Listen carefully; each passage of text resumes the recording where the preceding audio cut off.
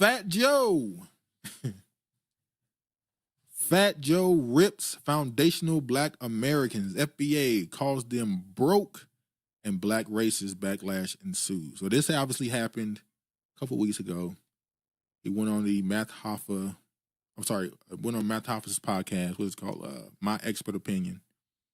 This was why. This is before Christmas, if I'm not mistaken. This happened before Christmas. He came out. He was talking about hip hop and the history of hip hop and how there's people out there trying to change the history, yada, yada, yada. And he stood on what he believed. You know, Matt Hoffa, who's also Caribbean, and then in the room, laughed and agreed with him. And I don't think it went too well for Fat Joe. A couple years ago, when people first got on his ass, randomly after people getting on his ass, he started hosting the BET Awards. And I thought that was a smack in the face. And that was him trying to show you guys don't have power to stop me from doing something. Apparently, I haven't been able to find a article. I think there's articles being written now, but I don't know if the article is based off of the video made by content creators or if it's actually being reported. Apparently, he stepped down from hosting the BET Awards this year. And I'm like, damn, y'all were going to let him host the award 3 years in a row? Are you serious? That's more disrespectful. That's even more disrespectful. Y'all want to let him host it 3 years in a row. Margot Ozempic Joe, Mr. J, he needs to be deported. Empress, fuck Fat Joe, cosplaying hoe. Good thing I'm not singing gospel music today. Honorable on Broken Dusty Opinions Podcast. Broken Dusty Opinions. Yeah, so Fat Joe has some choice words for foundational Black Americans, which Joe referred to as foundational Black authority. That means he knows about Black authority. Shout out Black authority. They know about you. They definitely watch you. Mark he getting the Busta Rhymes treatment. Yeah, Busta ain't recovered yet. As a guest on Matt Hoffa's popular My Expert Opinion podcast and a clip released on Saturday, December 21st, Joe called the organization broke Black racist in response to their comments on Blacks and Puerto Ricans creating hip-hop together theories. Addressing rumors, Joe said these rumors were made by radical Black racists. It's a group of these guys that don't want to hear Jamaican, don't want to hear Guyanese, don't want to hear Black guys not down with them, right? So their job is to criticize anybody who doesn't look like them, who ain't Black American. The FBA, whoever these broke niggas, you know you said that probably is, I just keep keeping it a buck, and their mission is to attack everyone on Twitter. Regina cussing. Yeah, Regina cussing. So, I'm going to play the video. Yeah, I'm sure y'all have seen it multiple times already, but I'm going to play it. Not the whole thing, though.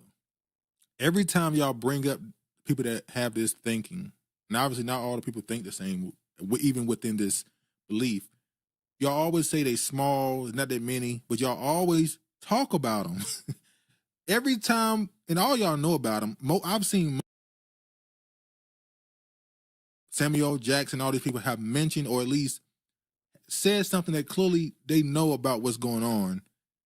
Y'all act like y'all don't know them. Y'all act like it's a small group, but y'all can never not mention them and try to discredit them because you know what it is.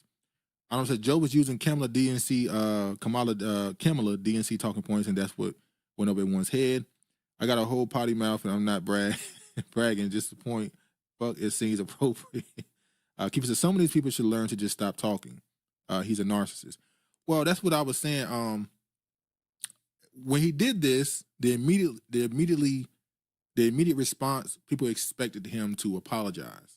And I said, one thing somebody who, quote unquote, thinks they have influence or power, you never apologize. Never. That's why you see people like Trump and people they never apologize to anyone, because when you do that, you admit fault and you'll be apologizing for the rest of your life. Virginia says, geez, Louise, just stop already. Can't even mind on me. Corny ass. Honorable says, I would never understand the they not from NY response. Don't leave NYC to get money. Stay there goofy. Well, that's why I say, for the most part, you don't see too many non-Black people who aren't Black making it in hip-hop, because the South is the ones that people always say it's New York. You had to go to New York to get stamped back in the day to make it into the entertainment industry, make it to hip-hop, to music. And I say, yeah, maybe, if you want to be really popular. But if you really wanted to be a big star in music, the South has to support it. It's the South. And that's why you don't see too many Hispanics out of New York or California making it hip hop, because y'all be running around saying nigga in your music. And not too many people in the South is listening to no song or no Puerto Rican saying nigga, nigga, nigga, nigga, nigga every sentence. It just ain't happening. Uncle, fuck Fat Joe. I'm with Empress. Honorable says a lot of black celebrities picking up on FBA. I just hope they learn about ADOS as well. Well, yeah, that's the thing. Somehow, ADOS has become completely political now. You only hear people reference ADOS when they're talking politics. FBA has become cultural. People mention FBA when they talk about the lineage, the culture. So, unfortunately, it's become a split at this point.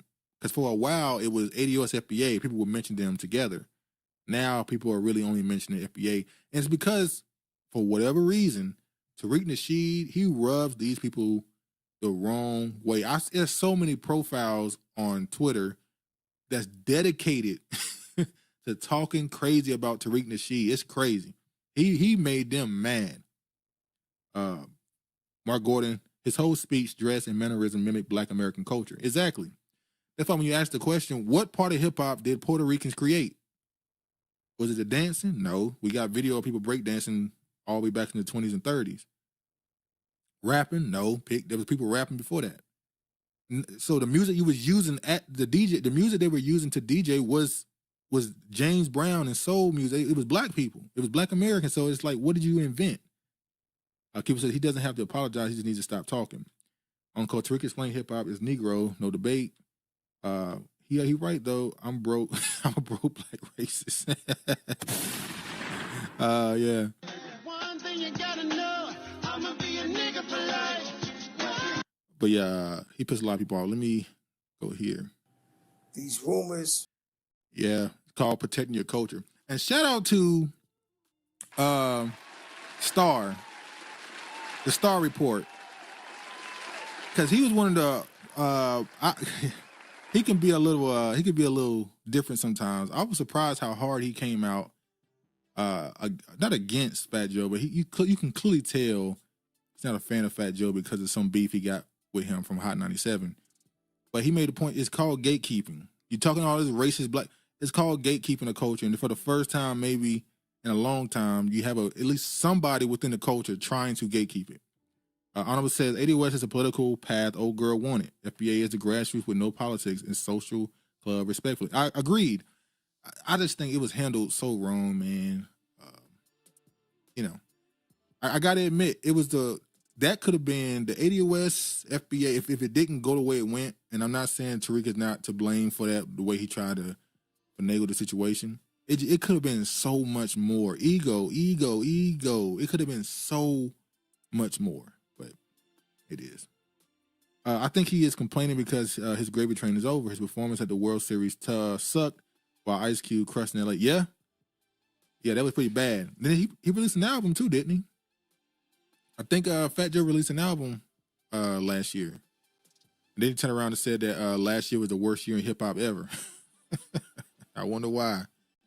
I don't gotta read this one. Tariq Nasheed explains the backlash Fat Joe received at the Foundation of Black Americans.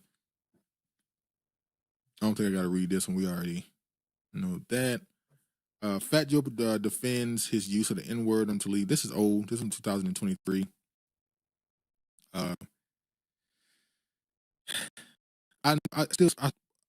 didn't even know about the song he created because it had to be like early 2000s, I think. Maybe it wasn't. I don't know exactly when it was made, where he made a song saying, "Who's gonna stop me from saying nigga?"